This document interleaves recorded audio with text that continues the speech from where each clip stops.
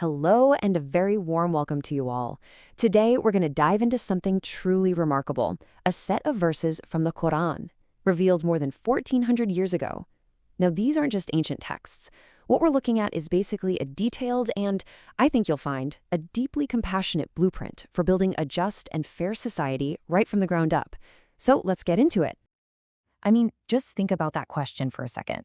How do you design a society from scratch? Imagine you're tasked with completely transforming a culture, shifting it from old tribal customs to a brand new social order. Where would you even begin? This wasn't just a thought experiment. This was the reality facing the very first Muslim community. Well, the answer presented in the Quran is found in Surah Nisa, which actually translates to the chapter of women. And it offers this incredible blueprint by focusing on the absolute bedrock of any society, the family. It starts right there, laying down these foundational laws for things like inheritance, marriage, and justice, all designed to protect the most vulnerable people and to establish clear, undeniable rights for everyone. So, where does this blueprint start? It begins with what is maybe the first pillar of any stable society, economic justice. The verses we're about to look at establish some truly groundbreaking rights and protections, especially for those who, at the time, were almost always left out. This slide, right here, shows a seismic shift. Before Islam, in that part of the world, inheritance almost always went to the strongest male relatives, the men who could fight for the tribe. But then comes verse 4:7, and it just completely turns this custom on its head. It says, point blank, that women have a right to a share. And it's not a suggestion, it's not a favor. The text calls it an obligatory share, divinely mandated, non-negotiable. For that time, this was absolutely revolutionary. But the blueprint goes even deeper, creating this comprehensive safety net. It tells the guardians of orphans to act with real empathy, to literally imagine their own children being left in that same vulnerable position. It calls for generosity towards the poor who might be around when an estate is being divided. And, on top of all that, it issues a very, very stern warning to anyone who might even think about exploiting an orphan's property. And the gravity of that warning is captured in this incredibly powerful image. Wow. The verse doesn't just say exploiting orphans is bad. It says that the wealth you take unjustly is like you're swallowing fire that will burn you up from the inside. This creates such a powerful, visceral deterrent. It's designed to protect the most defenseless members of society in the strongest possible terms. Now, to stop arguments before they even start, and to make sure everything is fair, the Quran introduced this system of fixed, divinely mandated shares. You can see specific portions are set aside for children, for parents, for spouses. And yeah, the details can seem a bit complex, but the guiding principle behind it is crystal clear. Replace arbitrary customs with a predictable system that secures the economic rights of the entire immediate family, men and women. And here's what's so crucial. Following these economic rules wasn't just a legal thing, like filing your taxes. The Quran frames them as the hudud, the secret limits, or you could say the guardrails, set by God himself. This elevates the whole act of distributing inheritance fairly into an act of worship, with promises of divine reward for those who follow the rules and serious warnings for those who don't. Okay, so this same principle of justice then moves right into the institution of marriage.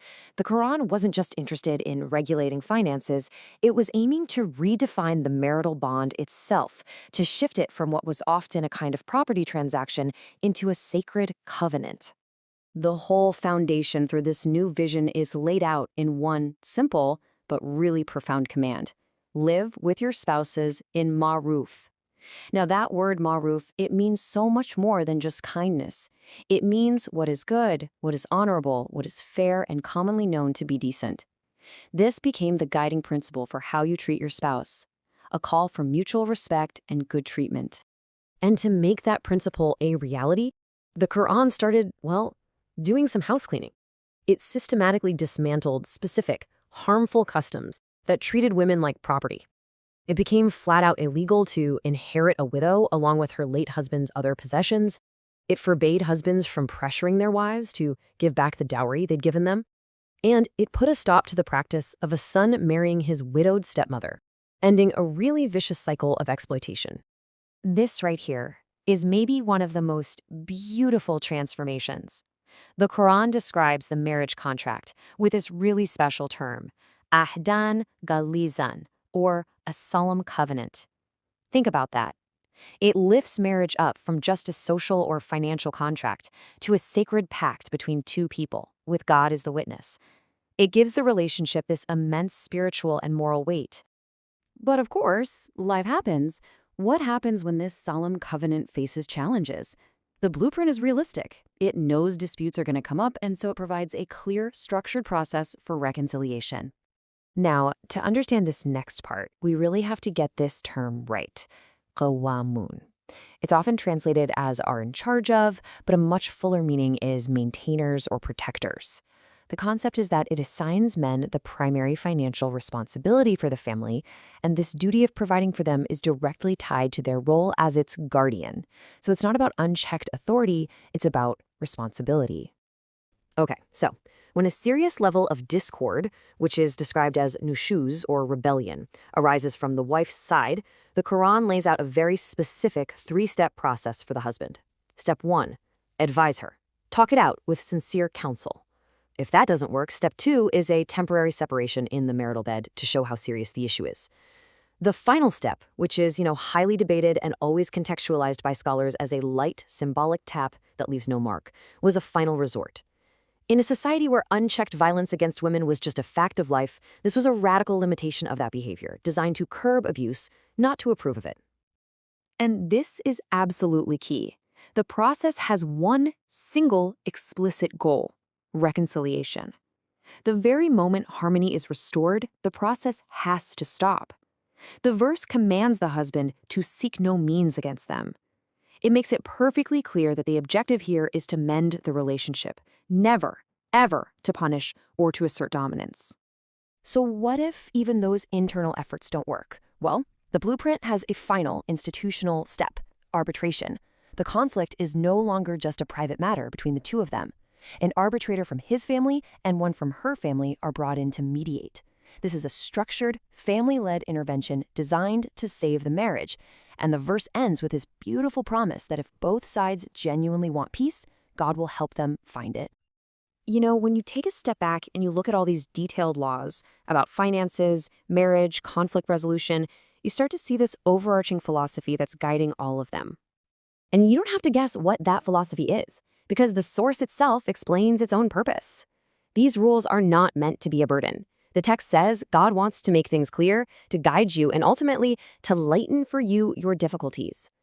The laws are presented as a form of divine mercy, a clear path designed to bring order and ease to the messy complexities of human life. And this is why. This profound little statement really gets to the heart of it all. The verse acknowledges a fundamental truth about us.